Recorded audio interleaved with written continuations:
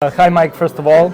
Can you tell us a bit more about yourself and how you came up with the idea to write a book about Nikola Jokic, and why was it inspired for him? Why him? So I covered the Denver Nuggets for the newspaper for 5 years, the Denver Post. I had a good working relationship with Nikola.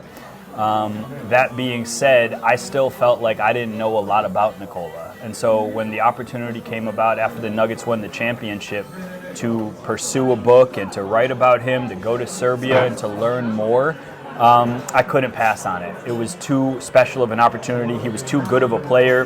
And in my opinion, so much of the story was completely unknown. And to be able to share that and lean on the people and interview the people who were so essential to his growth and his process, it was an opportunity I just couldn't pass on. Yeah, even you talking now about him, he's a very, I would say, closed person. He's not very media. He doesn't talk to the media a lot. Mm-hmm. So what were some of your favorite moments or anecdotes in that period when you did the research for him, for Serbia or before the period that he went to the NBA? What were some of the sound bites that you liked the most? I mean, when I went to Sombor and got to speak with Isidore Rudic, his first coach ever, we're sitting by the river and I'm interviewing him, and Isidore is pulling out, game logs and box scores and practice logs, and when it's saying X, he didn't participate in those practices. And so when you see that, like the original, evidence that he didn't really love practice, it's pretty special.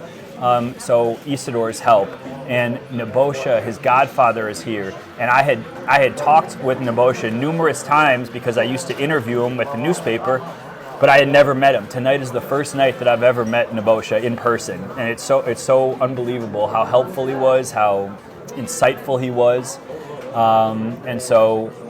Those are just some of the people. Even Nikola's dad, we sent him 10 questions. He only speaks Serbian, and he responded with like a handwritten PDF and sends me a PDF that's like 5 pages long of in-detailed answers that are incredible. So again, you just feel privileged that people were willing to share that story with you. Yes, especially even with us coming from Serbia, not knowing that much about him, just getting to know more about him is special as well for us. Yeah. What is the most interesting or surprising detail you discover on Jokic while writing the book?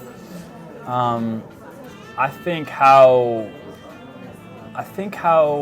just you don't realize how smart he is. He's smart by how he plays basketball, but you don't realize how savvy and cunning he is. Cunning is like he is willing to mess with people. He loves to mess with people, specifically Mega.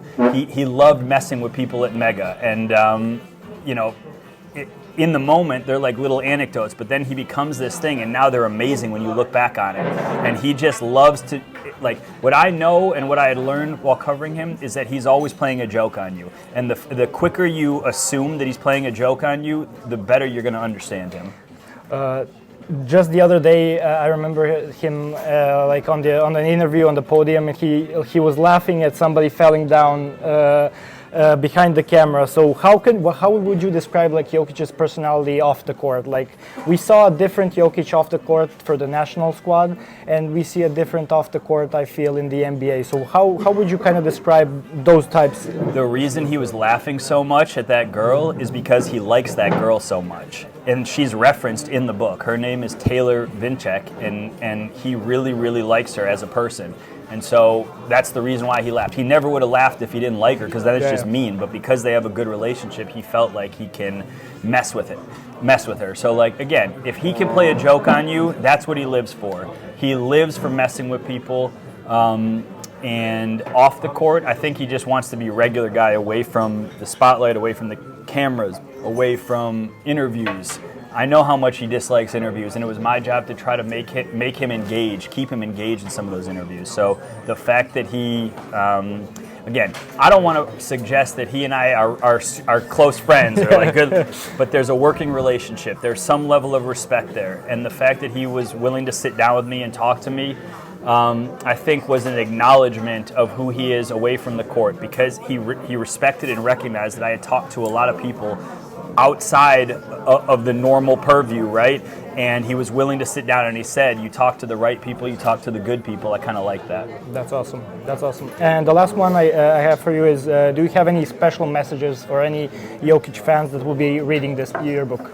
I sincerely hope, and I mean this specifically to people in Serbia, I sincerely hope that people in Serbia learned more about him, understand a little bit more about him, and can connect more with him as a result of this work that I did, the book that I wrote.